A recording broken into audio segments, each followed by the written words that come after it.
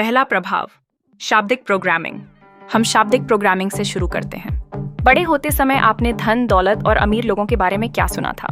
क्या आपने इस तरह के वाक्य सुने थे? पैसा ही सारी बुराई की जड़ है। मुसीबत के समय के लिए पैसे बचाएं। अमीर लोग लालची होते हैं। अमीर लोग अपराधी होते हैं। अमीर लोग बदमाश होते हैं। पैसे कमाने के लिए कड़ी मेहनत करनी पड़ती है। पैसा पेड़ों पर नहीं उगता है। आप एक साथ अमीर और आध्यात्मिक नहीं हो सकते। पैसा खुशी नहीं खरीद सकता। पैसा गंदा होता है। अमीर ज्यादा अमीर बनते जाते हैं और गरीब ज्यादा गरीब। पैसा हम जैसे लोगों के लिए नहीं है। हर कोई अमीर नहीं बन सकता, कभी पर्याप्त नहीं रहता है। और सबसे मशहूर वाक्य, हम इसका खर्च नहीं उठा सकते। घर में जब भी मैं अपने पिताजी से पैसे मांगता था तो वे चिल्ला पड़ते थे, मैं किस चीज से बना हूँ? पैसे से। मैं मजाक में कहता था, काश ऐसा होता, मैं आपकी एक बांह, एक हाथ, एक उंगली ले लेता। मेरे इस मजाक पर वे एक बार भी नहीं हंसे। यही असली मुद्दा है। आपने पैसे के बारे में बचपन में जो भी सुना है वह सब आपके अवचेतन मस्तिष्क के उस ब्लूप्रिंट में रहता है जो आपके वित्तीय जीवन को चला रहा है। शाब्दिक कंडीशनिंग बहुत शक्तिशाली होती है। उदाहरण के लिए, एक बार मेरा 3 साल का बेटा जेस भागता हुआ मेरे पास आया और रोमांचित स्वर में बोला, डैडी, हम निंजा टर्टल मूवी देखने चलते हैं। ये पास में ही चल रही है। मुझे सपने में भी अंदाजा नहीं था कि इतने छोटे बच्चे को भूगोल का इतना ज्ञान कैसे हो सकता है। कुछ घंटे बाद मुझे टीवी विज्ञापन में जवाब मिल गया, जिसमें फिल्म के विज्ञापन के नीचे यह लाइन लिखी थी, अब आपके करीबी थिएटर में चल रही है। शाब्दिक कंडीशनिंग की शक्ति की एक और मिसाल हमारे मिलियनेयर माइंड सेमिनार का एक प्रतिभागी है। स्टीफन को पैसे कमाने में कोई समस्या नहीं आती थी। उसे तो पैसे को रोक कर रखने में समस्या आती थी। जिस वक्त स्टीफन कोर्स में आया, वह हर साल $8 लाख कमा रहा था और पिछले 9 साल से इतना ही कमा रहा था। लेकिन इसके बाद भी उसका खर्च खींचतान कर चलता था। किसी न किसी तरह वह अपने पैसे को खर्च करने, उधार देने या गलत निवेश निर्णय लेकर घंवा देने में कामयाब हो जाता था। कारण चाहे जो हो, उसकी कुल जमा पूंजी नेटवर्थ 0 थी। स्टीफन ने हमें बताया कि उसके बचपन में उसकी माँ अक्सर कहती थी, अमीर लोग लालची होते हैं। वे गरीबों की खून पसीने की कमाई हड़प कर दौलतमंद बनते हैं। इंसान के पास काम चलाने लायक पैसा ही होना चाहिए। उसके बाद अगर आप पैसे बचाते हैं तो आप सुअर हैं। स्टीफन के अवचेतन मन में क्या चल रहा था, यह पता लगाने के लिए रॉकेट साइंटिस्ट होने की जरूरत नहीं थी। कोई हैरानी नहीं कि वह कड़का था।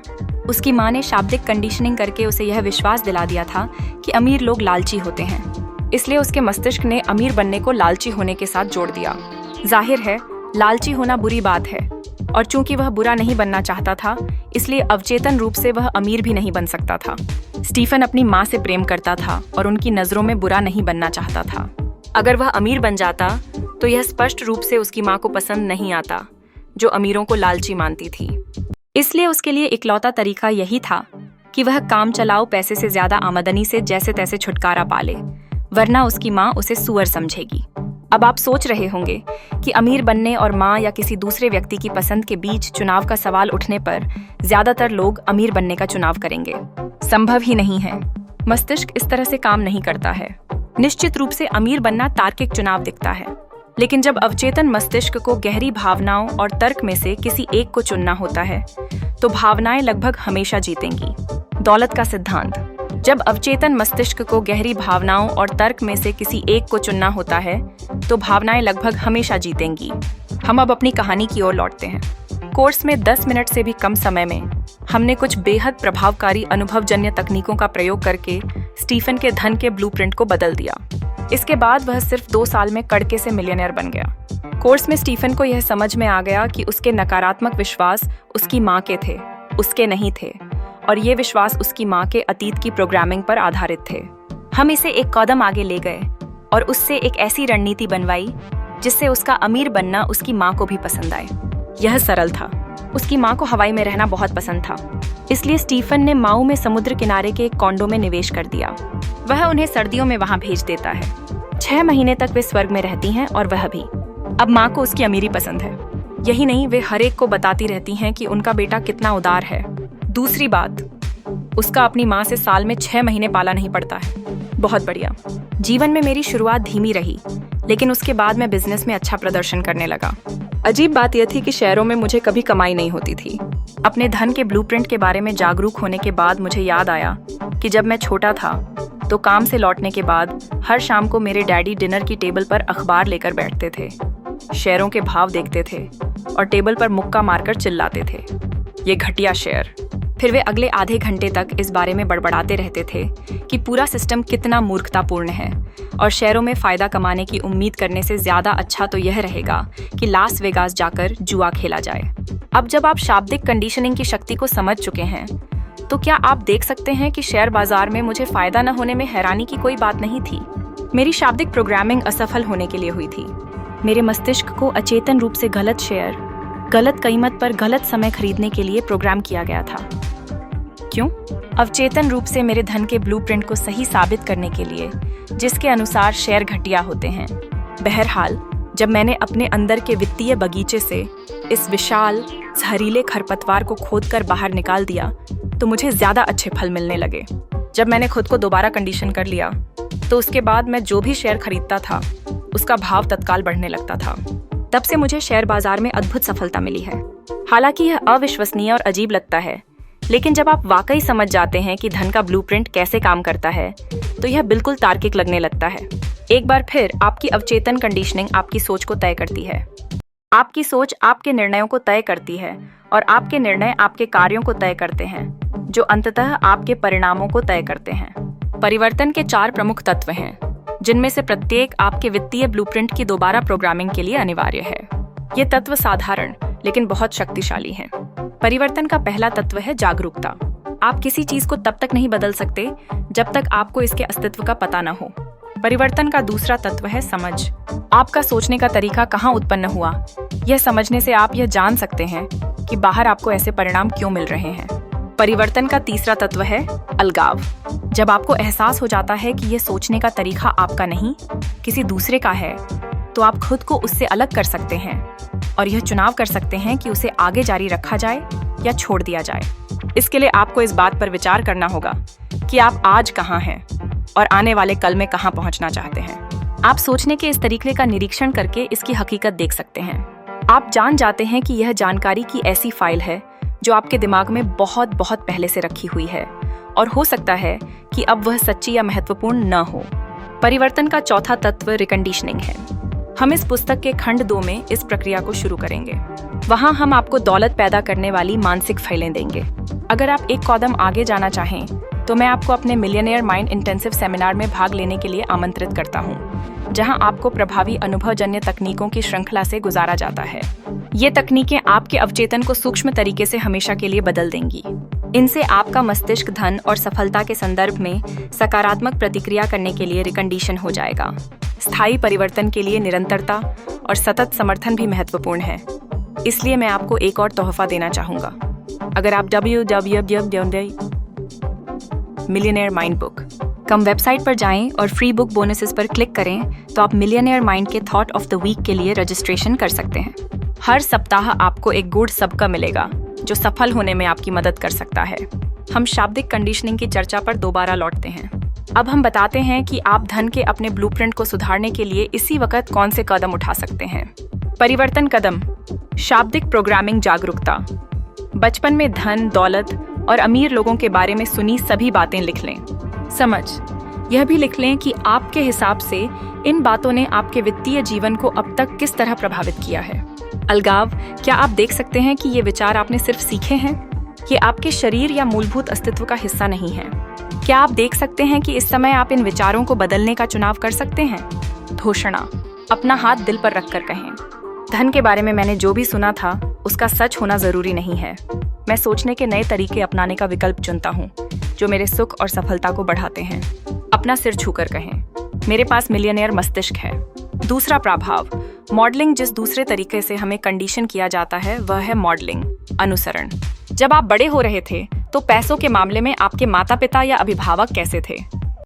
क्या उनमें से एक ने या दोनों ने अपने धन का अच्छा प्रबंधन किया या खराब प्रबंधन किया? वे फिजूल खर्च थे या मितव्ययी? वे चतुर निवेशक थे या वे निवेश ही नहीं करते थे? वे जोखिम लेने वाले थे या सुरक्षित मानसिकता वाले थे? उनके पास पैसा टिका रहता था या फिर पैसे के मामले में हमेशा उतार चढ़ाव का सिलसिला चलता रहता था? आपके परिवार में पैसा आसानी से आता था या फिर इसके लिए हमेशा संघर्ष करना पड़ता था? पैसा आपके परिवार में खुशी का स्रोत था या फिर इसे लेकर हमेशा बहस होती रहती थी? यह जानकारी महत्वपूर्ण क्यों है? शायद आपने ये कहावत सुनी होगी, बंदर जैसा देखते हैं वैसा ही करते हैं। इंसान भी ज्यादा पीछे नहीं है। बचपन में हम हर चीज अनुसरण से ही सीखते हैं। हालांकि हम में से ज्यादातर लोग इस बात को स्वीकार नहीं करना चाहेंगे, लेकिन इस पुरानी कहावत में काफी सच्चाई है। सेब पेड़ से ज्यादा दूर नहीं गिरता है। इससे मुझे एक औरत की कहानी याद आती है जो डिनर के लिए हैम पकाते समय उसके दोनों सिरे काट देती थी। एक दिन यह देखकर उसका पति हैरान रह गया और उसने पूछा कि वह दोनों सिरे क्यों काटती है।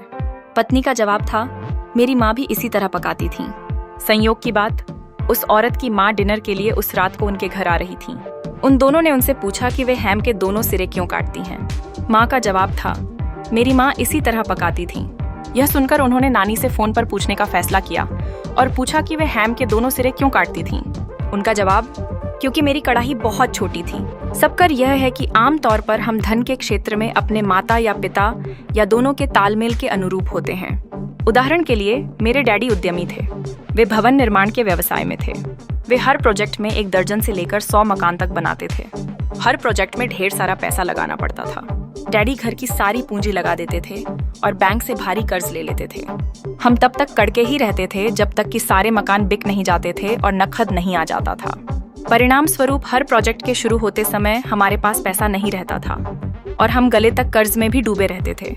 जैसा कि आप अंदाजा लगा सकते हैं, इस दौरान डैडी का मूड कोई खास अच्छा नहीं रहता था और न ही वे उदारता के मूड में रहते थे। अगर मैं उनसे चवन्नी की भी कोई चीज मांगता था तो हमेशा उनका जवाब होता था, मैं किस चीजें से बना हूँ? पैसे से। क्या तुम पागल हो गए हो? जाहिर है मुझे धेला भी नहीं मिलता था, बल्कि मुझसे दोबारा मांगने के बारे में सोचना भी मत कहती कोप दृष्टि मिलती थी। मुझे यकीन है कि आपको भी कभी न कभी इसी तरह का अनुभव हुआ होगा। यह सिलसिला 1-2 साल तक चलता था, जब तक कि मकान अंततः बिक नहीं जाते थे। फिर हमारे घर पैसों की बरसात होने लगती थी। अचानक डैडी बिल्कुल बदल जाते थे। वे खोज, दयालु और बहुत उदार हो जाते थे। वे आकर मुझसे पूछते थे कि क्या मुझे कुछ पैसे चाहिए।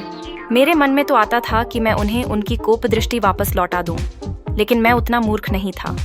इसलिए मैं बस आंखें मटकाकर कह देता था, हाँ डैडी, धन्यवाद। फिर हमारी जिंदगी अच्छी तरह से चलती थी, जब तक कि वह भयंकर दिन नहीं आ जाता था जब डैडी घर आकर यह घोषणा करते थे, मुझे एक अच्छी जमीन मिल गई है, हम वहां पर मकान बनाने जा रहे हैं। मुझे अच्छी तरह याद है, यह सुनकर मैं कहता था, बहुत बढ़िया डैडी, शुभकामनाएं। हालांकि मेरा दिल डूब जाता था, क्योंकि मैं जानता था कि इसके बाद जीवन कितना संघर्षपूर्ण होगा। यह सिलसिला मेरी 6 साल की उम्र से लेकर तब तक लगातार चलता रहा जब मैंने 21 साल की उम्र में हमेशा के लिए अपने माता पिता का घर नहीं छोड़ दिया। फिर यह सिलसिला थम गया, या कम से कम मुझे ऐसा ही लगा था। 21 साल की उम्र में मैंने पढ़ाई पूरी की और जैसा आपने अंदाजा लगा लिया होगा, बिल्डर बन गया। मैं प्रोजेक्ट वाले कई अन्य व्यवसायों में भी गया। न जाने क्यों थोड़े पैसे कमाने के कुछ समय बाद ही मैं दोबारा कड़का हो जाता था। मैं दूसरे बिजनेस में छलांग लगा देता था और खुद को दुनिया के शिखर पर समझने लगता था, लेकिन साल भर बाद ही मैं खाई में पहुंच जाता था। उतार चढ़ाव का यह सिलसिला लगभग 10 साल तक चलता रहा। तब जाकर मुझे एहसास हुआ कि शायद समस्या मेरा चुना हुआ बिजनेस नहीं है, मेरे चुने हुए पार्टनर नहीं है, मेरे कर्मचारी, अर्थव्यवस्था की स्थिति या अच्छी स्थिति में छुट्टी मनाने या आराम करने का मेरा निर्णय नहीं है। मैं आखिरकार पहचान गया कि शायद मैं अचेतन रूप से अपने डैडी की उतार चढ़ाव भरी आमदनी के पैटर्न दोहरा रहा था। मैं बस ईश्वर का शुक्रिया अदा कर सकता हूँ कि मैंने वह सीख लिया जो आप इस पुस्तक में सीख रहे हैं। मैं खुद को रिकंडीशन करके इस उतार चढ़ाव भरे मॉडल से बाहर निकला और मैंने लगातार बढ़ने वाली आमदनी हासिल की। आज जब सब कुछ अच्छा चल रहा होता है, तब भी मेरे मन में व्यवसाय बदलने और इस प्रक्रिया में खुद का नुकसान करने की सनक उठती है। लेकिन अब मेरे मस्तिष्क में एक और फाइल है जो इस भावना को देखकर कहती है, अपनी बात रखने के लिए धन्यवाद। अब हम दोबारा अपने काम पर ध्यान केंद्रित करते हैं। एक अन्य उदाहरण ऑरलैंडो, फ्लोरिडा के मेरे सेमिनार का है। हमेशा की तरह लोग ऑटोग्राफ लेने, हेलो कहने या धन्यवाद देने के लिए एक एक करके मंच पर आ रहे थे। मैं एक बूढ़े आदमी को कभी नहीं भूल पाऊंगा, क्योंकि वह सुबकता हुआ आया। वह मुश्किल से सांस ले पा रहा था और आस्तीन से अपने आंसू पोंछ रहा था। मैंने उससे पूछा कि क्या गड़बड़ हो गई। उसने कहा, मेरी उम्र 63 साल है और मैं काफी लंबे समय से पुस्तकें पढ़ रहा हूँ और सेमिनारों में जा रहा हूँ। मैंने हर वक्ता की बातें सुनी हैं और उनकी सिखाई हर चीज आजमा कर देखी है। मैं शेयर बाजार, रियल एस्टेट समेत हर क्षेत्र को आजमा कर देख चुका हूँ। मैं दर्जनों बिजनेस कर चुका हूँ। मैं दोबारा यूनिवर्सिटी जाकर MBA कर चुका हूँ। मेरे पास आम लोगों से 10 गुना ज्यादा ज्ञान है, लेकिन मैं आज तक कभी आर्थिक दृष्टि से सफल नहीं हो पाया। मेरी शुरुआत हमेशा अच्छी होती है, लेकिन अंत में मैं खाली हाथ ही रह जाता हूँ। इतने बरसों में मुझे इसका कारण कभी पता नहीं चल पाया। मैं सोचता था कि शायद मैं मूर्ख हूँ, लेकिन आज सब कुछ बदल गया है। क्योंकि आपकी बातें सुनने और आपके बताए काम करने के बाद मुझे आखिरकार सच्चाई पता चल गई। मुझ में कोई गड़बड़ नहीं है। मेरे दिमाग में तो मेरे डैडी का धन का ब्लूप्रिंट था और वही मेरे विनाश का कारण बना। मेरे डैडी ने मंदी के युग का सामना किया था। हर दिन वे काम खोजने या सामान बेचने की कोशिश करते थे, लेकिन शाम को खाली हाथ घर लौटते थे। काश मुझे 40 साल पहले मॉडलिंग, अनुसरण और धन संबंधी कंडीशनिंग के बारे में पता चल जाता। मेरा इतना सारा वक्त, ज्ञान और सीखना तो बर्बाद नहीं होता। इसके बाद वह फूट फूट कर रोने लगा। मैंने जवाब दिया, ज्ञान पाने में आपने जो समय लगाया है वह बर्बाद कहाँ हुआ है। यह ज्ञान तो आपके मस्तिष्क में सोया हुआ है। यह तो मस्तिष्क बैंक में इंतजार कर रहा है, अवसर के बाहर निकलने का इंतजार कर रहा है। अब जबकि आपने सफलता का ब्लूप्रिंट बना लिया है, तो आपकी सीखी हर चीज काम आ सकती है और आप बड़ी तेजी से सफलता के आकाश में पहुंच सकते हैं। हम में से ज्यादातर लोग जब सच्चाई सुनते हैं तो जान जाते हैं। वह आदमी दोबारा बेहतर महसूस करने लगा और गहरी सांसें लेने लगा। फिर उसके चेहरे पर एक चौड़ी मुस्कान खिल गई। उसने मुझे जोर से गले लगाकर कहा, धन्यवाद, धन्यवाद, धन्यवाद। आखिरी बार जब मुझे उस आदमी की चिट्ठी मिली थी तो उसके जीवन में हर चीज बहुत अच्छी चल रही थी। पिछले 18 महीनों में वह इतनी सारी दौलत कमा चुका था जी उसने पिछले 18 सालों में भी नहीं जोड़ी थी। मुझे सुनकर बहुत अच्छा लगा। हो सकता है आपके पास दुनिया का सारा ज्ञान और योग्यता हो, लेकिन अगर आपका ब्लूप्रिंट सफलता के लिए निर्धारित नहीं है तो आप वित्तीय दृष्टि से असफल ही रहेंगे। अक्सर हमारे सेमिनारों में ऐसे प्रतिभागी आते हैं जिनके माता पिता द्वितीय विश्व युद्ध में भाग ले चुके हैं या मंदी के दौर में रह चुके हैं। उन लोगों को प्रायः झटका लगता है जब उन्हें यह एहसास होता है कि उनके माता पिता के अनुभवों ने उनके धन संबंधी विश्वासों और आदतों को कितना ज्यादा प्रभावित किया है। कुछ लोग पागलों की तरह खर्च करते हैं क्योंकि पैसा कभी भी डूब सकता है, इसलिए जब तक इसका आनंद लेने का मौका है तब तक ले लो। बाकी लोग इसके उल्टे रास्ते पर जाते हैं। वे अपने पैसे को दांतों से पकड़कर रखते हैं और मुश्किल समय के लिए बचाते हैं। बुद्धिमानी की सलाह, मुश्किल समय के लिए बचत करने का विचार अच्छा तो लगता है, लेकिन यह जान लें कि इससे बड़ी समस्याएं भी उत्पन्न हो सकती हैं। हम अपने एक अन्य कोर्स में इरादे की शक्ति का सिद्धांत भी सिखाते हैं। अगर आप मुश्किल समय के लिए पैसा बचा रहे हैं तो आपको क्या मिलेगा? मुश्किल समय। इसलिए ऐसा करना छोड़ दें। मुश्किल समय के लिए पैसा बचाने के बजाय खुशहाल समय के लिए पैसा जोड़ने पर ध्यान केंद्रित करें, या उस समय के लिए जोड़ें जब आप अपनी आर्थिक स्वतंत्रता जीत लेंगे। फिर इरादे के नियम के परिणाम स्वरूप आपको ठीक वही चीज मिलेगी। पहले हमने कहा था कि धन के क्षेत्र में हम में से ज्यादातर लोग अपने एक या दोनों अभिभावकों के समान होते हैं, लेकिन इस सिक्के का दूसरा पहलू भी है। हम में से कुछ लोग अपने एक या दोनों अभिभावकों के बिल्कुल विपरीत हो जाते हैं। ऐसा क्यों होता है? क्या क्रोध और विद्रोह जैसे शब्दों की घंटी बजती है? संक्षेप में, यह इस बात पर निर्भर करता है कि आप उनसे कितने नाराज हैं। दुर्भाग्य से बचपन में हम अपने माता पिता से यह नहीं कह सकते, मम्मी डैडी आप लोग बैठ जाएं, मैं आपके साथ एक गंभीर मुद्दे पर चर्चा करना चाहता हूँ। आप लोग जिस तरह से अपने पैसे या जिंदगी का प्रबंधन करते हैं वह मुझे अच्छा नहीं लगता है, इसलिए बड़ा होने के बाद अलग तरीके से काम करूंगा। मुझे उम्मीद है कि आप समझ गए होंगे। अच्छा, शुभ रात्रि और सुखद स्वप्न। नहीं नहीं नहीं, ऐसा नहीं होता है। इसके बजाय जब हमारे बटन दब जाते हैं तो हम आम तौर पर बौखला जाते हैं और इस तरह की बात सोचने लगते हैं, मैं आपसे नफरत करता हूँ, मैं कभी आप जैसा नहीं बनूंगा, बड़ा होकर मैं अमीर बनूंगा, फिर मैं अपनी हर मनचाही चीज पालूंगा, चाहे वह आपको पसंद हो या न हो। इसके बाद हम अपने बेडरूम की तरफ भागते हैं, धड़ाम से दरवाजा बंद करते हैं और भड़ास निकालने के लिए अपने किए या किसी और चीज पर मुक्के मारने लगते हैं। गरीब परिवारों में पले कई लोग गरीबी को लेकर नाराज और विद्रोही हो जाते हैं। अक्सर वे या तो घर से निकलने के बाद अमीर बन जाते हैं या कम से कम उनमें ऐसा करने की प्रेरणा तो होती है, लेकिन एक छोटी सी दिक्कत आती है जो दरअसल बहुत बड़ी दिक्कत बन जाती है। ये लोग चाहे जितने अमीर बन जाएं या सफल बनने के लिए कितनी ही मेहनत कर लें, आमतौर पर वे सुखी नहीं होते हैं। क्यों? क्योंकि उनकी अमीरी या पैसे कमाने की प्रेरणा की जड़ में गुस्सा और चिढ़ है। परिणाम स्वरूप उनके दिमाग में पैसे और गुस्से के बीच कड़ी जुड़ जाती है। ऐसे लोग जितना ज्यादा पैसा कमाते हैं उनका गुस्सा उतना ही बढ़ता जाता है। आखिरकार उच्चतर स्वरूप हायर सेल्फ कहता है, मैं अब गुस्से और तनाव से थक चुका हूँ, मैं शांति और खुशी चाहता हूँ।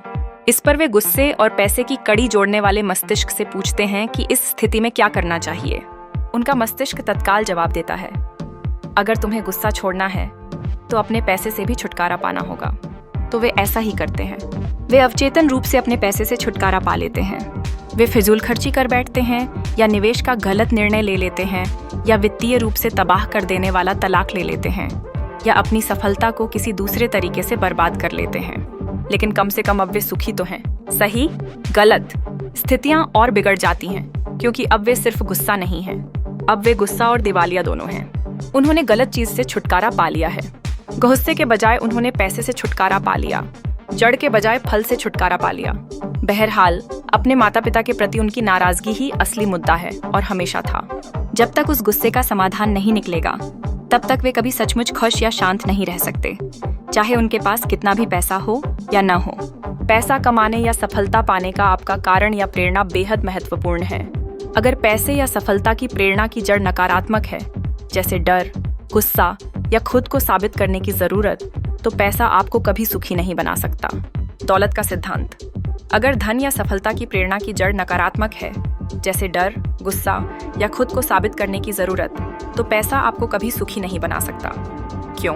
क्योंकि आप इनमें से किसी भी मुद्दे को पैसे से नहीं सुलझा सकते हैं। मिसाल के तौर पर डर को ही लीजिए। अपने सेमिनारों में मैं लोगों से पूछता हूँ, आप में से कितने लोग मानते हैं कि डर आपके लिए सफलता की मूल प्रेरणा है? ज्यादातर लोग अपने हाथ नहीं उठाते हैं। बहरहाल, इसके बाद मैं पूछता हूँ, आप में से कितने लोग मानते हैं कि सुरक्षा आपके लिए सफलता की मुख्य प्रेरणा है? लगभग हर हाथ व्यक्ति का ऊपर उठ जाता है। लेकिन एक बात समझ लें, सुरक्षा और डर एक ही चीज से प्रेरित होते हैं। सुरक्षा की चाह असुरक्षा से उत्पन्न होती है, जिसका आधार डर है। तो क्या ज्यादा पैसे से डर चला जाएगा? काश ऐसा होता, लेकिन ऐसा बिल्कुल नहीं होता है। क्यों? क्योंकि पैसा समस्या की जड़ नहीं है।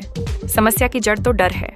इससे भी बुरी बात यह है कि डर सिर्फ समस्या नहीं है, यह तो एक आदत है। इसलिए ज्यादा पैसे कमा लेने के बाद हमारे डर का सिर्फ प्रकार बदलता है। कड़की के दौर में हमें सबसे ज्यादा डर यह लगता था कि हम कभी सफल नहीं हो पाएंगे, या हमारे पास पर्याप्त पैसा नहीं रहेगा। सफल होने के बाद हमारा डर आमतौर पर बदलकर यह हो जाता है, अगर मेरी कमाई सारी दौलत चली गई तो क्या होगा? या हर व्यक्ति की निगाह मेरी दौलत पर है, या मुझे ढेर सारा टैक्स देना पड़ेगा। संक्षेप में, जब तक हम मुद्दे की जड़ तक नहीं पहुंचते हैं और डर को खत्म नहीं करते हैं, तब तक चाहे कितना भी पैसा आ जाए, कोई फायदा नहीं होगा। जाहिर है, अगर हमारे सामने विकल्प मौजूद हों, तो हम में से ज्यादातर लोग दौलतमंद बनने के बाद उसे गंवाने का विकल्प चुनेंगे, बजाय इसके कि हमारे पास बिल्कुल भी पैसा ना हो। लेकिन दोनों ही तरीके ज्यादा समझदारी भरे नहीं हैं। कई लोगों को वित्तीय सफलता पाने की प्रेरणा खुद को पर्याप्त अच्छा साबित करने की चाह से मिलती है। इस पुस्तक के खंड 2 में हम इस चुनौती पर विस्तार से बात करेंगे। लेकिन फिलहाल बस इतना समझ लें कि ढेर सारी दौलत भी आपको पर्याप्त अच्छा साबित नहीं कर सकती। पैसा आपको वह नहीं बना सकता जो आप पहले से नहीं हैं। एक बार फिर, डर की तरह ही हमेशा खुद को साबित करने का मुद्दा आपकी स्वाभाविक जीवन शैली बन जाता है। आपको यह एहसास ही नहीं होता कि यह आपको भगाए जा रहा है। आप खुद को बहुत सफल, मेहनती, संकल्पवान मानते हैं और ये सारे गुण अच्छे हैं। इकलौता सवाल है, क्यों? वह मूल इंजन क्या है जो इस सब को चला रहा है? जो लोग खुद को पर्याप्त अच्छा साबित करने की प्रेरणा से संचालित होते हैं, उन्हें ढेर सारा पैसा भी अंदरूनी दर्द से राहत नहीं दे सकता। वे हमेशा यह सोचते रहेंगे कि वे और उनके जीवन की हर चीज पर्याप्त अच्छी नहीं है।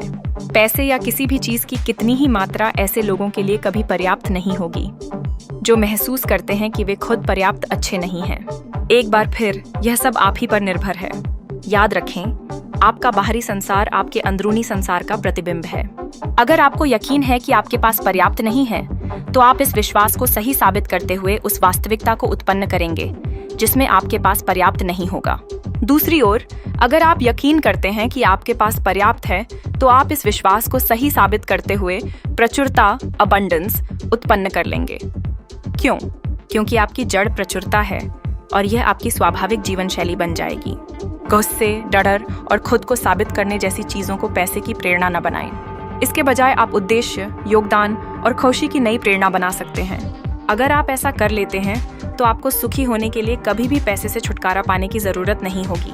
विद्रोही या अपने माता पिता का विरोधी होना हमेशा समस्या नहीं होती है। इसके विपरीत, अगर आप विद्रोही हैं, अक्सर दूसरे नंबर पर पैदा होने वाले बच्चों के साथ ऐसा होता है, और पैसे के क्षेत्र में आपके माता पिता की आदतें खराब थीं, तो शायद यह अच्छा है कि आप उनकी विपरीत दिशा में चल रहे हैं। दूसरी तरफ, अगर आपके माता पिता सफल थे लेकिन आप उनके खिलाफ विद्रोह कर रहे हैं तो आप गंभीर आर्थिक कठिनाइयों में फंस सकते हैं। दोनों ही तरह से यह पहचानना महत्वपूर्ण है कि पैसे के क्षेत्र में आप अपने माता पिता के कितने अनुरूप हैं। परिवर्तन के कदम, मॉडलिंग, अनुसरण। जागरूकता। धन दौलत के मामले में अपने माता पिता की आदतों के बारे में विचार करें। लिख लें कि आप किस तरह उनमें से किसके अनुरूप या विपरीत हो सकते हैं। समझ। अपने वित्तीय जीवन पर इससे पड़ने वाले प्रभाव को लिख लें। अलगाव। क्या आप देख सकते हैं कि यह जीवन शैली आपने सिर्फ सीखी है और यह आपका सच्चा स्वरूप नहीं है? क्या आप देख सकते हैं कि आपके पास इसी पल बदल जाने का विकल्प मौजूद है? घोषणा। दिल पर हाथ रखकर कहें, पैसे के क्षेत्र में मैं उनका अनुसरण कर रहा था, अब मैं अपना रास्ता खुद चुनता हूँ। अपने सिर को छूकर कहें, मेरे पास मिलियनेयर मस्तिष्क है। तीसरा प्रभाव, विशिष्ट घटनाएं। हमारी कंडीशनिंग का तीसरा बुनियादी तरीका है विशिष्ट घटनाएं। बचपन में धन दौलत और अमीर लोगों के मामले में आपके अनुभव कैसे थे? ये अनुभव बहुत महत्वपूर्ण है क्योंकि ये आपकी धारणाओं या भ्रमों आकार देते हैं जिनके अनुरूप आप जी रहे हैं। आइए मैं आपको एक उदाहरण देता हूँ। एक महिला ऑपरेशन थिएटर में नर्स थी। वह मिलियनेयर माइंड इंटेंसिव सेमिनार में भाग लेने आई। जोशी नामक इस महिला की आमदनी तो अच्छी थी लेकिन उसका सारा पैसा खर्च हो जाता था। जब हमने थोड़ी छानबीन की तो उसने बताया कि 11 साल की उम्र में वह अपने माता पिता और बहन के साथ एक चाइनीज रेस्टोरेंट में गई थी। उसके मम्मी डैडी पैसों को लेकर बहस कर रहे थे। उसके डैडी खड़े होकर चिल्ला रहे थे और टेबल पर मुक्का मार रहे थे। उसे याद है कि उसके डैडी का चेहरा लाल हुआ, फिर नीला पड़ा और हार्ट अटैक के कारण वे फर्श पर गिर गए। वह स्कूल की स्विमिंग टीम में थी और उसके पास आपातकालीन चिकित्सा का प्रशिक्षण था। उसने पिता को बचाने की कोशिश की लेकिन कोई फायदा नहीं हुआ। उन्होंने उसकी बाहों में दम तोड़ दिया। उस दिन के बाद से जोशी के दिमाग ने पैसे को दर्द के साथ जोड़ दिया। कोई हैरानी नहीं कि अपने दर्द से छुटकारा पाने के लिए वह वयस्क जीवन में अचेतन रूप से अपने सारे पैसे से छुटकारा पा लेती है। यह भी दिलचस्प है कि वह नर्स बनी। क्यों? कहीं ऐसा तो नहीं कि वह अब भी अपने डैडी को बचाने की कोशिश कर रही है? कोर्स में हमने धन के पुराने ब्लूप्रिंट को पहचानने और बदलने में जोशी की मदद की। आज वह वित्तीय रूप से स्वतंत्र बनने की राह पर है। अब वह नर्स नहीं है। इसका मतलब यह नहीं है कि उसे वह काम पसंद नहीं था। बात सिर्फ इतनी है कि वह गलत कारण से नर्स बन गई थी। अब वह फाइनेंशियल प्लानर बनकर लोगों की मदद कर रही है। अब वह उन्हें परामर्श देकर यह समझा रही है कि उनके अतीत की प्रोग्रामिंग उनके वित्तीय जीवन के हर पहलू को किस तरह प्रभावित करती है। मैं आपको एक और उदाहरण देता हूँ जो मेरे परिवार का है। जब मेरी पत्नी 8 साल की थी तो सड़क पर आइसक्रीम वाले की घंटी सुनते ही वह भागकर अपनी मम्मी के पास जाती थी और चवन्नी मांगती थी। उसकी माँ जवाब देती थी, बेटा मेरे पास पैसे नहीं हैं, जाकर अपने डैडी से मांगो। सारे पैसे डैडी के पास ही रहते हैं। मेरी पत्नी फिर अपने डैडी से पैसे मांगती थी। वे उसे एक चवन्नी दे देते थे। वह अपना आइसक्रीम कोन खरीद लाती थी और खुश हो जाती थी। हर हफ्ते यही घटना होती थी। तो इससे मेरी पत्नी ने पैसे के बारे में क्या सीखा? पहली बात यह कि सारा पैसा मर्दों के पास रहता है। इसलिए जब हमारी शादी हो गई तो आपको क्या लगता है उसने मुझसे क्या मांगा होगा? सही सोचा, पैसा। और मैं आपको बता दूं कि अब वह चवन्नी नहीं मांग रही थी। न जाने कैसे उसकी मांगें बढ़ गई थीं। उसने दूसरी बात यह सीखी कि औरतों के पास पैसे नहीं रहते हैं। अगर उसकी माँ, उसकी आराध्य देवी के पास पैसे नहीं रहते थे तो जाहिर है उसके पास भी नहीं रहने चाहिए। इस विचार को सही साबित करने के लिए वह अचेतन रूप से अपने सारे पैसे से छुटकारा पा लेती थी। वह इसके बारे में बिल्कुल नियम से चलती थी। अगर आप उसे $9 देते थे तो वह $100 खर्च करती थी। अगर $200 देते थे तो वह $200 खर्च कर देती थी। अगर आप उसे $500 देते थे तो वह $500 खर्च कर देती थी। और अगर आप उसे $8,000 देते थे तो वह $1,000 खर्च कर देती थी। फिर उसने मेरे एक कोर्स में भाग लेकर लीवरेज की कला सीखी। मैंने उसे $2,000 दिए, उसने $10,000 खर्च कर दिए। मैंने उसे समझाने की कोशिश की, देखो प्रिय, लीवरेज का मतलब है कि हमें $10,000 कमाने हैं, खर्च नहीं करने हैं। न जाने क्यों यह उसकी समझ में ही नहीं आया। हमारे बीच सिर्फ पैसे को लेकर ही लड़ाई होती थी। इसकी वजह से हमारी शादी टूटते टूटते बची। हम उस वक्त यह नहीं जानते थे कि पैसे के बारे में हमारे नजरिए में जमीन आसमान का फर्क था। मेरी पत्नी के लिए पैसे का मतलब था तात्कालिक खुशी, जैसे आइसक्रीम का आनंद लेने में आया। दूसरी तरफ मैं इस विश्वास के साथ बड़ा हुआ था कि पैसे का मतलब संग्रह करना है ताकि आर्थिक स्वतंत्रता हासिल की जा सके। जहाँ तक मेरा सवाल था, पैसा खर्च करते समय मेरी पत्नी सिर्फ पैसा ही खर्च नहीं कर रही थी, वह तो मनमाफिक जीने की हमारी भावी आर्थिक स्वतंत्रता खर्च कर रही थी। और जहाँ तक उसका सवाल था, उसे खर्च करने से रोकते समय मैं उसकी जिंदगी की खुशी छीन रहा था। ईश्वर का शुक्र है कि हमने अपने धन के ब्लूप्रिंट को बदलने का तरीका सीख लिया। इससे भी महत्वपूर्ण बात यह है कि हमने विशेष रूप से अपने खुशहाल रिश्ते के लिए धन का तीसरा ब्लूप्रिंट बनाया। डेबोरा कैमेटॉफ की सफलता की कहानी द्वारा। डेबोरा कैमेटॉफ प्रति टी। हार्वेकर विषय वित्तीय स्वतंत्रता। हार्व, आज मेरे पास निष्क्रिय आमदनी के 18 स्रोत हैं और मुझे की कोई जरूरत नहीं है। हाँ, मैं अमीर बन चुकी हूँ, लेकिन इससे भी ज्यादा महत्वपूर्ण बात यह है कि मेरी जिंदगी समृद्ध, आनंददायक और सार्थक बन गई है। लेकिन ऐसा हमेशा नहीं था। पहले पैसा मुझे बोझ लगता था। मैं अपने वित्तीय मामलों का प्रबंधन अजनबियों सौंप देती थी ताकि मुझे इसकी मेहनत न करनी पड़े।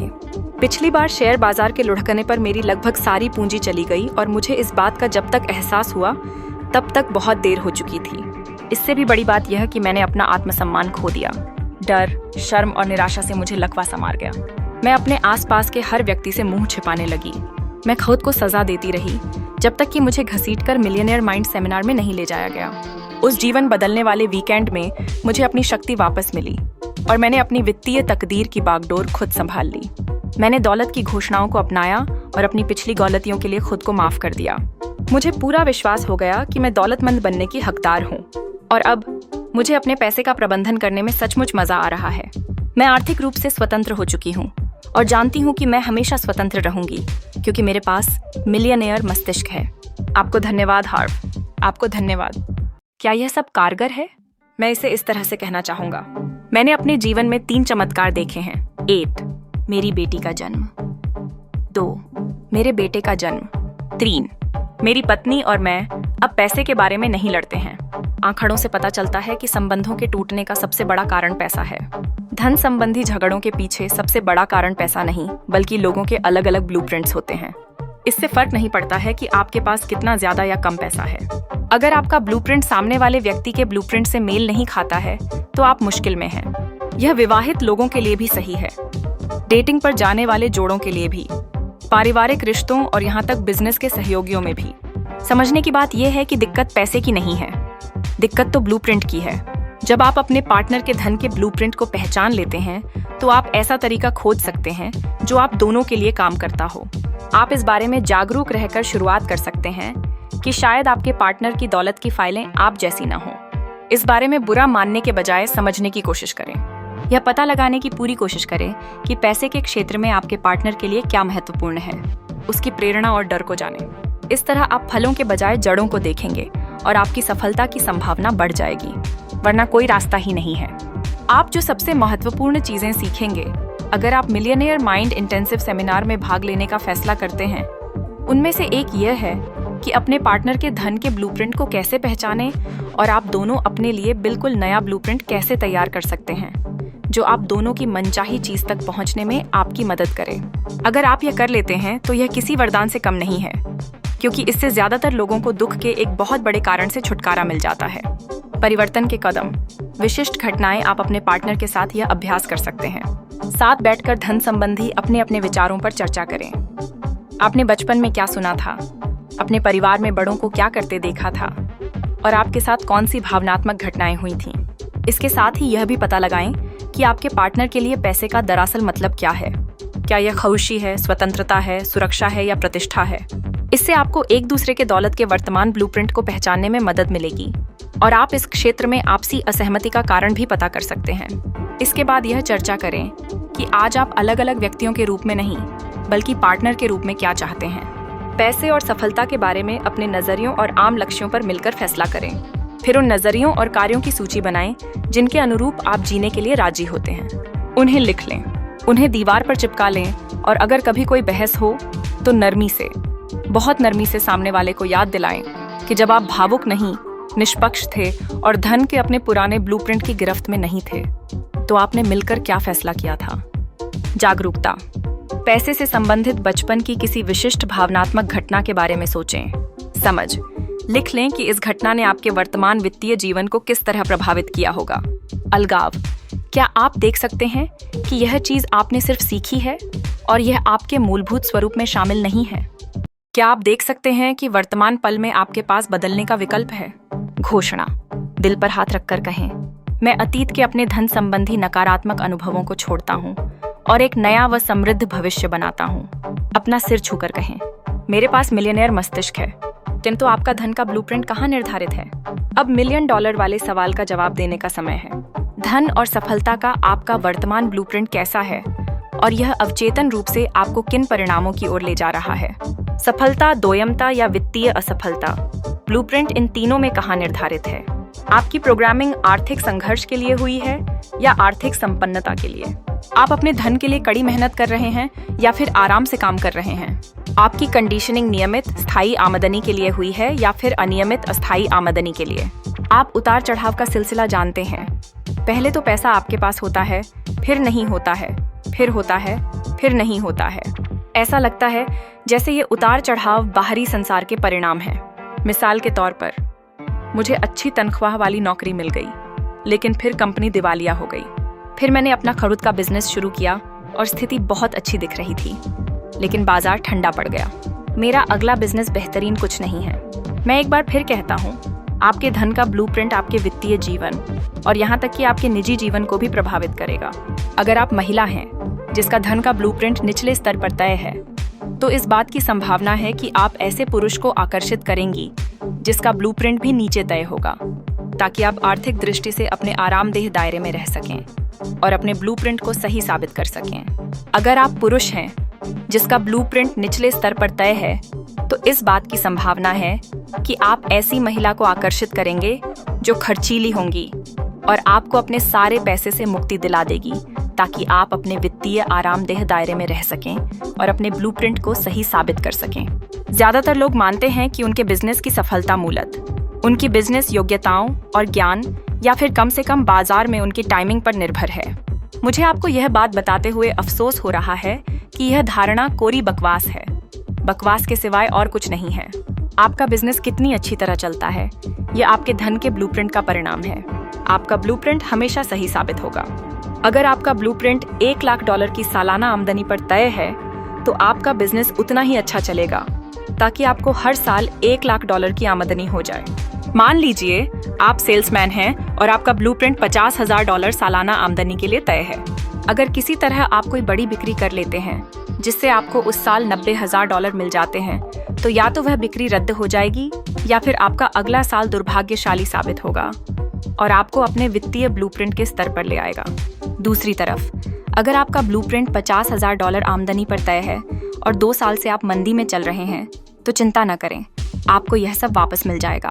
ऐसा होना ही है। यह तो मस्तिष्क और धन का अचेतन नियम है। इस स्थिति में कोई शायद सड़क के पार पैदल जाते समय बस से टकरा जाएगा और उसे बीमे में पूरे $50,000 मिल जाएंगे। यह आसान है। अगर आपका ब्लूप्रिंट $50,000 पर तय है, तो किसी न किसी तरह अंततः आपको यही मिलेगा। तो एक बार फिर, आप यह बात कैसे बता सकते हैं कि आपके धन का ब्लूप्रिंट कहाँ पर तय है? इसका एक स्पष्ट तरीका यह है कि आप अपने परिणाम देख लें, अपना बैंक खाता देखें, अपनी आमदनी देखें, अपनी नेटवर्थ देखें, निवेश में अपनी सफलता देखें, बिजनेस में अपनी सफलता देखें। देखें कि आप फिजूल खर्च हैं या मितव्ययी। देखें कि आप अपने धन का कितना अच्छा प्रबंधन करते हैं। देखें कि आपकी आदतें नियमित हैं या अनियमित। देखें कि आप पैसे के लिए कितनी कड़ी मेहनत करते हैं। अपने उन संबंधों को देखें जिनमें धन शामिल हो। धन मुश्किल से आता है या आसानी से? आप बिजनेस करते हैं या नौकरी? आप एक बिजनेस या नौकरी से लंबे समय तक चिपके रहते हैं या फिर काफी उछल कूद करते रहते हैं? आपका ब्लूप्रिंट थर्मोस्टेट तापमान स्थिर रखने वाला यंत्र की तरह होता है। अगर कमरे का तापमान 72 डिग्री फ़ारेनहाइट है, तो इस बात की अच्छी संभावना है कि थर्मोस्टेट 70 डिग्री पर निर्धारित होगा। यहाँ मामला दिलचस्प हो जाता है। क्या यह संभव है कि खिड़की खुली होने और बाहर ठंडक होने के कारण कमरे का तापमान घटकर 65 डिग्री हो जाए? जाहिर है संभव है, लेकिन अंततः क्या होगा? थर्मोस्टेट जीत जाएगा और तापमान को फिर से 72 डिग्री पर ले आएगा। इसके अलावा क्या यह भी संभव है कि खिड़की खुली होने और बाहर गर्मी होने के कारण कमरे का तापमान 77 डिग्री तक पहुंच जाए? निश्चित रूप से यह भी संभव है, लेकिन अंततः क्या होगा? थर्मोस्टेट जीत जाएगा और तापमान को फिर से 72 डिग्री पर ले आएगा। कमरे के तापमान को स्थायी रूप से बदलने का इकलौता तरीका थर्मोस्टेट को दोबारा निर्धारित करना है। इसी तरह अपनी वित्तीय सफलता के स्तर को स्थायी रूप से बदलने का एकमात्र तरीका अपने वित्तीय थर्मोस्टेट यानी अपने धन के ब्लूप्रिंट को दोबारा निर्धारित करना है। दौलत का सिद्धांत। कमरे के तापमान को स्थायी रूप से बदलने का इकलौता तरीका थर्मोस्टेट को दोबारा निर्धारित करना है। इसी अपनी वित्तीय सफलता के स्तर को स्थायी रूप से बदलने का एकमात्र तरीका अपने वित्तीय थर्मोस्टेट यानी अपने धन के ब्लूप्रिंट को दोबारा निर्धारित करना है। तरह आप इसके अलावा जो चाहें आजमा कर देख लें। आप चाहें तो बिजनेस, मार्केटिंग, सेल्स, सौदेबाजी और प्रबंधन का ज्ञान बढ़ा लें। आप चाहें तो रियल एस्टेट या शेयर बाजार के विशेषज्ञ बन जाएं। ये सभी जबरदस्त औजार हैं, लेकिन अगर अंदरूनी टूल बॉक्स बड़ी धनराशि उत्पन्न करने और कायम रखने लायक बड़ा और शक्तिशाली नहीं है, तो दुनिया के सारे औजार आपके लिए बेकार साबित होंगे। एक बार फिर यह साधारण सा गणित है। आपकी आमदनी सिर्फ उसी हद तक बढ़ सकती है जिस हद तक आप बढ़ते हैं। सौभाग्य कहें या दुर्भाग्य कहें, धन और सफलता का आपका व्यक्तिगत ब्लूप्रिंट आपके साथ जिंदगी भर रहेगा, जब तक कि आप इसे पहचान और बदल न लें। हम इस पुस्तक के खंड 2 में यही काम करेंगे और मिलियनेयर माइंड इंटेंसिव सेमिनार में तो इससे भी आगे तक जाएंगे। याद रखें, हर परिवर्तन का पहला तत्व जागरूकता है। खुद पर नजर रखें, सचेत बने। अपने विचारों, डरों, विश्वासों, आदतों, कार्यों और यहाँ तक कि अपनी निष्क्रियताओं पर भी ध्यान दें। खुद को माइक्रोस्कोप के नीचे रखकर देखें। अपने बारे में पूरा अध्ययन करें। हम में से ज्यादातर लोग यह मानते हैं कि हम अपनी जिंदगी चुनाव के आधार पर जीते हैं। आमतौर पर ऐसा नहीं होता है। भले ही हम सचमुच ज्ञानी हों, लेकिन हम हर दिन सिर्फ कुछ ही चुनाव करते हैं, यानी तब हम वर्तमान पल के प्रति जागरूक होते हैं।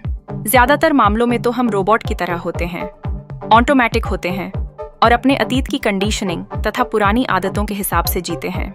यहीं पर चेतना काम आती है। चेतना आपके विचारों और कार्यों का निरीक्षण करती रहती है, ताकि आप अतीत की प्रोग्रामिंग के बजाय वर्तमान पल में सही चुनाव करके जिएं। दौलत का सिद्धांत। चेतना आपके विचारों और कार्यों का निरीक्षण करती रहती है, ताकि आप अतीत की प्रोग्रामिंग के बजाय वर्तमान पल में सही चुनाव करके जिएं। सचेत रहकर हम अतीत के बजाय वर्तमान के आधार पर जीवन जी सकते हैं। इस तरीके से हम स्थितियों पर उचित प्रतिक्रिया करेंगे और अपनी कुशलताओं व गुणों का पूरी क्षमता से दोहन करेंगे। तब हम घटनाओं पर अनुचित प्रतिक्रिया नहीं करेंगे और अतीत के डरों तथा असुरक्षाओं से संचालित नहीं होंगे। जब आप चेतन हो जाते हैं, तो आप अपनी प्रोग्रामिंग को देखकर उसका विश्लेषण कर सकते हैं। आप देख सकते हैं कि यह सिर्फ अतीत में मिली जानकारी है, जिस पर आपने उस वक्त यकीन कर लिया था जब आप इतने छोटे थे कि उसका मतलब नहीं जानते थे। आप देख सकते हैं कि यह कंडीशनिंग आपका वर्तमान स्वरूप नहीं है, बल्कि आपकी पुरानी सीख है। आप देख सकते हैं कि आप रिकॉर्डिंग नहीं बल्कि रिकॉर्डर हैं। आप गिलास की सामग्री नहीं बल्कि गिलास हैं। आप सॉफ्टवेयर नहीं बल्कि हार्डवेयर हैं। हाँ, आनुवंशिकता अपनी भूमिका निभा सकती है और हाँ, आध्यात्मिक पहलू भी काम कर सकते हैं, लेकिन ज्यादातर मामलों में दूसरे लोगों की धारणाएं और उनसे मिली जानकारी आपको आकार देती है। जैसा मैंने पहले सुझाव दिया है, जरूरी नहीं है कि ये धारणाएं सच हैं या झूठ, सही हैं या गलत। उनकी प्रामाणिकता चाहे जो हो, मूल रूप में वे ऐसे विचार हैं जो पीढ़ी दर पीढ़ी आप तक पहुंचाए गए हैं। यह जानने के बाद आप चेतन रूप से हर ऐसी धारणा को त्यागने का चुनाव कर सकते हैं जो आपकी दौलत के प्रति सकारात्मक न हो। उसकी जगह पर आप कोई सकारात्मक धारणा अपना सकते हैं। अपने कोर्स में हम सिखाते हैं कि कोई विचार आपके दिमाग में बिना किराए के नहीं रहता है। आपके मन में आने वाला हर विचार या तो निवेश होगा या खर्च। यह या तो आपको खरुशी और सफलता की ओर ले जाएगा या फिर इनसे दूर ले जाएगा। यह आपको या तो सशक्त बनाएगा या फिर अशक्त बनाएगा। इसीलिए यह बहुत जरूरी है कि आप अपने विचार और धारणाएं समझदारी से चुनें। यह अच्छी तरह समझ लें कि आपके विचार और धारणाएं आपकी वास्तविक पहचान नहीं है। यह भी जरूरी नहीं है कि वे आपका भला करते हैं। हालांकि वे आपको कीमती लग सकते हैं, लेकिन उनका उससे ज्यादा महत्व और अर्थ नहीं है जो आप उन्हें देते हैं। किसी चीज का कोई अर्थ नहीं है सिवाय उस अर्थ के जो आप उसे देते हैं। याद करें, इस पुस्तक के शुरू में मैंने आपको यह सुझाव दिया था कि आप मेरे कहे एक शब्द पर भी भरोसा न करें। देखिए, अगर आप सचमुच अपने जीवन को आसमान में ले जाना चाहते हैं, तो आप अपने खुद के एक शब्द पर भी भरोसा न करें। और अगर आप तत्काल ज्ञान चाहते हैं, तो अपने सोचे एक भी विचार पर भरोसा न करें। बहरहाल, अगर आप ज्यादातर लोगों की तरह हैं, तो निश्चित रूप से आपकी कुछ धारणाएं होंगी। इनमें से ऐसी धारणाओं को अपनाएं जो आपको फायदा पहुंचाएं, यानी अमीर धारणाएं। याद रखें, विचार भावनाओं की ओर ले जाते हैं, जो कार्यों की ओर ले जाती हैं और कार्य परिणामों की ओर ले जाते हैं। आप अमीर लोगों की तरह सोचने और काम करने का चुनाव कर सकते हैं और इस तरह अमीर लोगों जैसे ही परिणाम उत्पन्न कर सकते हैं। सवाल यह है, अमीर लोग किस तरह सोचते और काम करते हैं। इस पुस्तक के खंड 2 में हम आपको ठीक यही बताने वाले हैं। अगर आप अपने वित्तीय जीवन को हमेशा के लिए बदलना चाहते हैं तो आगे बढ़ते रहें। घोषणा दिल पर हाथ रखकर कहें, मैं अपने विचारों की निगरानी करता हूँ और सिर्फ उन्हीं को जगह देता हूँ जिनसे मुझे शक्ति मिलती है। अपना सिर छूकर कहें, मेरे पास मिलियनेयर मस्तिष्क है। द्वारा रोंडा और बॉब बेंस, प्रतीकी टी। हार्वे का रोंडा और बॉब बेंस की सफलता की कहानी विषय, हम स्वतंत्र महसूस करते हैं। हम जब मिलियनेयर माइंड इंटेंसिव कोर्स में गए तो हमें दरअसल पता ही नहीं था कि हमें क्या मिलेगा। बहरहाल परिणामों से हम बहुत प्रभावित हुए। सेमिनार में भाग लेने से पहले हमारे सामने पैसे की बहुत सी समस्याएं थीं। हम आगे ही नहीं बढ़ पा रहे थे। हम लगातार कर्ज में डूबे रहते थे और हमें इसका कारण समझ में नहीं आता था। हम अपने क्रेडिट कार्ड का कर्ज पूरा चुका देते थे, आमतौर पर नौकरी से मिले बोनस की वजह से, लेकिन 6 महीने के भीतर दोबारा कर्ज में डूब जाते थे। इससे कोई फर्क नहीं पड़ता था कि हम कितना कमाते थे। हम बहुत कुंठित थे और आपस में बहुत झगड़ते थे। फिर हमने मिलियनेयर माइंड सेमिनार में भाग लिया। हार्व की बात सुनते समय मेरे पति और मैं एक दूसरे के पैर थपथपाते रहे और एक दूसरे की तरफ देखकर मुस्कुराते रहे। हमें ऐसी जानकारी मिली कि हम कहते रहे, कोई हैरानी नहीं, ओह तो ऐसा इसलिए है। अब हर चीज समझ में आ गई। हम बहुत रोमांचित थे। हमने सीखा कि वे और मैं पैसे के बारे में कितना अलग अलग सोचते हैं। वे खर्चीले हैं और मैं किफायती हूँ। कितनी भयंकर जोड़ी थी। इस जानकारी के बाद हमने एक दूसरे को दोष देना छोड़ दिया और एक दूसरे को समझना शुरू किया। अंततः हम एक दूसरे को ज्यादा समझने और प्रेम करने लगे। लगभग 1 साल गुजर चुका है और अब हम पैसे के बारे में बहस नहीं करते हैं। हम तो सिर्फ सीखे हुए सिद्धांतों के बारे में बातें करते हैं। हम अब कर्ज से बाहर निकल चुके हैं। सच तो यह है कि हमारे बचत खाते में पैसे हैं और ऐसा 16 साल के हमारे दाम्पत्य जीवन में पहली बार हुआ है। वाह! अब हमारे पास न सिर्फ भविष्य के लिए पैसा है, बल्कि हमने अपने दैनिक खर्च, मौज मस्ती, शिक्षा, मकान के लिए दीर्घकालीन बचत और यहाँ तक कि दान के लिए भी पर्याप्त पैसे बचा लिए हैं। यह जानना अद्भुत है कि हम बिना किसी अपराध बोध के उन क्षेत्रों में पैसे का इस्तेमाल कर सकते हैं, क्योंकि हमने उसी उद्देश्य के लिए पैसे बचाए हैं। हम स्वतंत्र महसूस करते हैं। हार्व, आपको बहुत बहुत धन्यवाद।